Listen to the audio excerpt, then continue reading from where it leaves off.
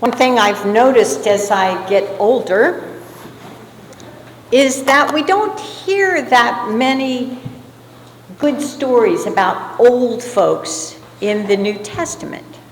So I'm very happy that today we get to hear about two really old folks. Actually, 84 is the new 20, but anyway. But we hear about Simeon and Anna.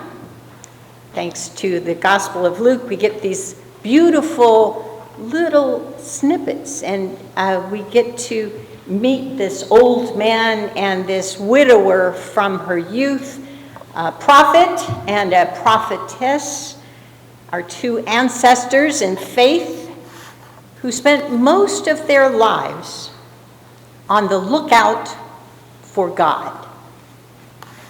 Easy for them, you might say.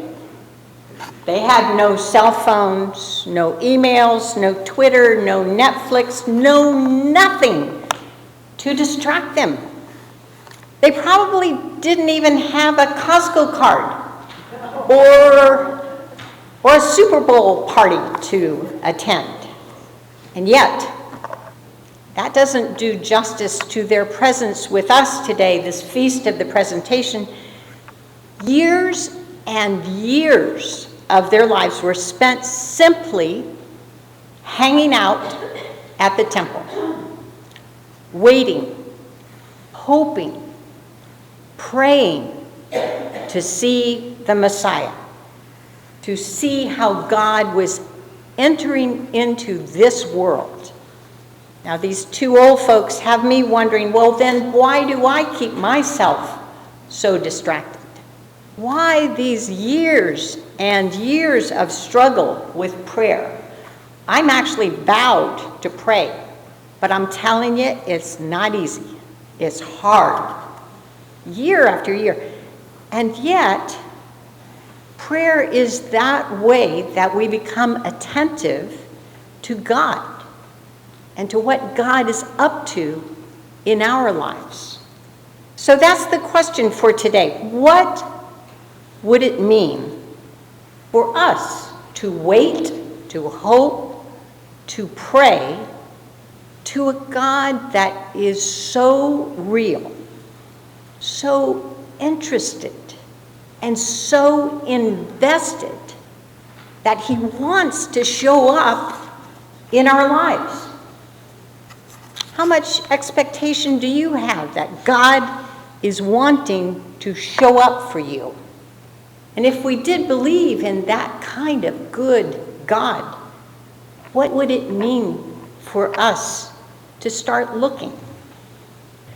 One of the great theologians of the last century was a man you've probably heard of, Karl Barth. And he's the one that promoted that very famous saying. He says, you should preach with the Bible in one hand and a newspaper in the other.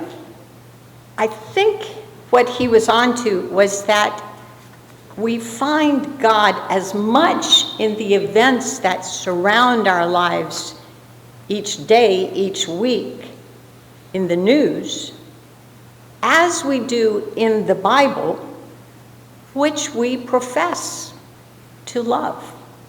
What Barth knew is that we need the news to know what's going on. But then we need the Bible so that we can learn to see and hear the news through God's eyes. After all, we're never alone in the news.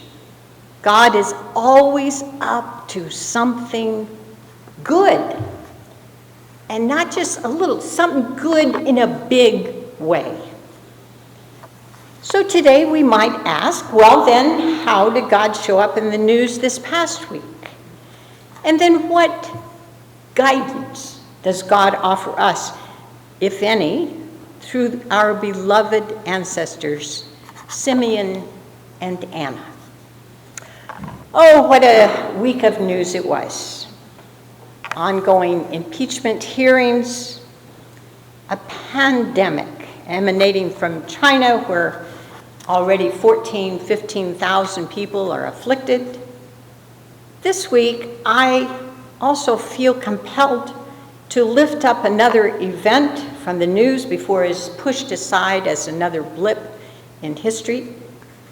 And that is the tragic death of Kobe Bryant and his daughter Gianna and their friends, all of whose names we will remember in the prayers of the people today. Next to the story of the aged Simeon and Anna, their untimely deaths highlight the fragility of life. You know, as life settles in and it's day to day, year to year, we presume, don't we? We presume life's extension, life's routines. That it should happen, you know, pretty much forever, just like Simeon and Anna, that these earthly bodies, these vessels of ours, should be kind of predictable, that we should all grow old. But it doesn't always go that way, does it? So, how do we find God in such tragic news as the untimely death of one great man, much less all the victims of disease and famine and fear?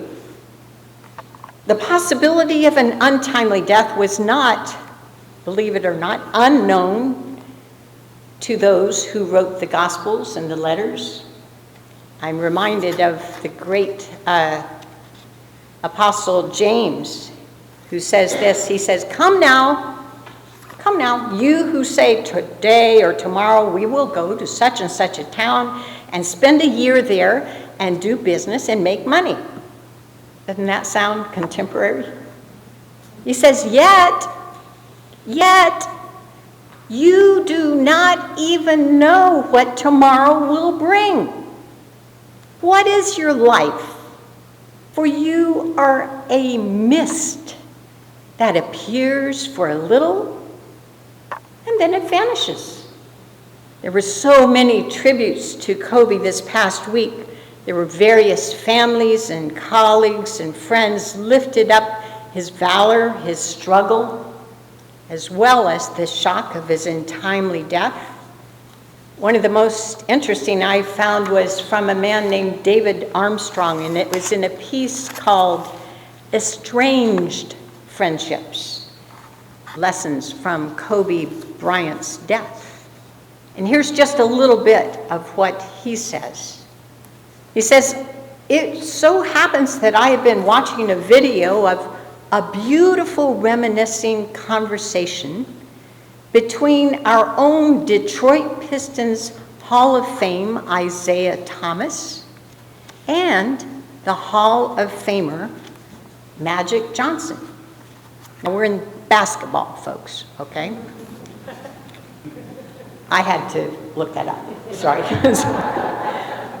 Long story short, it seems that Isaiah and Magic Johnson were very close friends in the 80s and the 90s until a few things separated them. And they had a sad falling out between these two very amiable people, and it lasted for 25 years. No talking.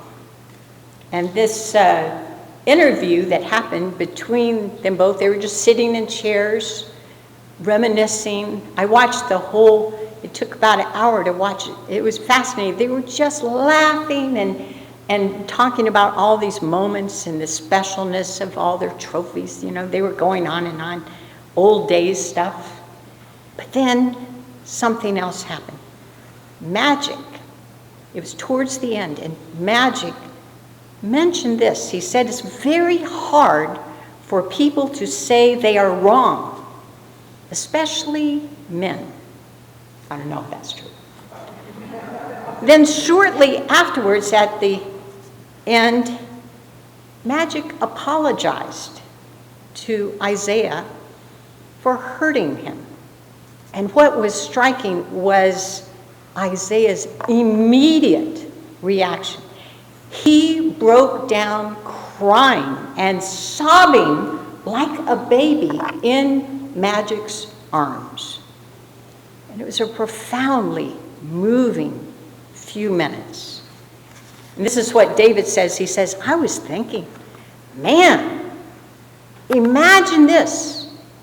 Imagine the pain Isaiah would have felt over that for all those years.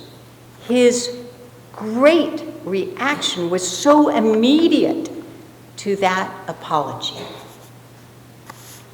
And then he continues. He says, in a very eerie coincidence, I was looking again at the video, and then I glanced over and saw that Kobe Bryant had just been killed in a tragic accident. And then he says this, he says, and this comes to my point, imagine if Isaiah Thomas had been killed in that helicopter crash, and this beautiful reconciliation, actually that happened in 2017, it would have never happened. How would have Magic Johnson have felt? He would have carried that burden with him and regretted it forever. And that's not easy at all, because nothing can be done at that point, and it's very difficult to forgive ourselves. Better late than never, with apologies and reconciliations. And for heaven's sakes, it should never go on for 25 years. You know, in the Sermon of the Mount, Jesus says, I say to you that everyone who's angry with his brother shall be liable to judgment. So if you're offering a gift at the altar and then you remember that your brother, you have something against your brother, your sister, leave your gift there and then go and be reconciled first and then come and bring your gift. And by the way, that's exactly the sacramental part of why we greet one another with the kiss of peace. It's not that we forgot to say hello. It has nothing to do with, hi, I missed you, you're my friend. That part of our liturgy is so critical, because what we do is we get reminded of, oh yeah, I'm good with you, but actually there's someone else I haven't reconciled with yet. That's why we do that every single week, so that we are reminded. So what can we learn this week from the startling reality of the fragility of life? After all, if the news shows us nothing else, it shows us this: no one escapes suffering in this life. None of us is exempt from loss or pain or illness or death. I love this little quote from Stephen Levine. He says, if sequestered pain made a sound, the atmosphere would be humming all the time. Okay, so let's go out with the flair today. Hold on, Mike. Hold on. Reconciliation is at the heart of today's message. That is what God is up to today and this week. Tell your loved ones that you love them, that you appreciate them. Be loving. Life is too short. And this is what we learn from that tragic death of Kobe. And also, of course, we have that powerful reminder that we all need to be ready at all times to meet God. For we too will know what it's like to be jumping into that beautiful communion of saints. So show and express your love. Don't wait. Don't put it off. Make the first move. Swallow your pride. In the meantime, make things right, especially with the loved ones that are somehow cut off from your life. Is good theology, is good practical wisdom for day-to-day life.